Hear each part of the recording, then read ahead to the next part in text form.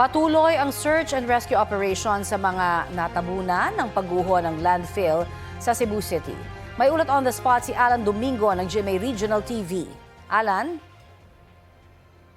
Yes, Connie, patuloy na tumataas ang bilang ng mga nasawi ng trash line sa Barangay Binaliw, Cebu City.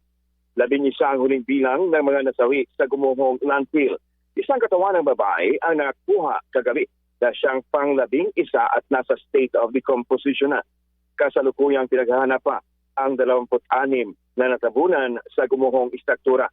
Base sa record ng Cebu City LGU, 18 ang sugatan na nasa 2 hospital ng Cebu City.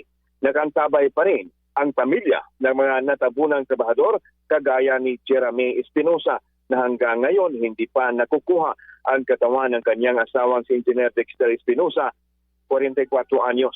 Ayon kay Jeremy, tanggap na nila na baka nasawi na ang kanyang asawa pero sana makuha itong buo para makita ng kanilang 3 anak. Pinagbabawalan na ang media at ang mga pamilya na makalapit sa lugar pero naghahanap pa rin sila ng ibang lugar para masilayan man lang ang pag-rescue sa kanilang mga mahal sa buhay.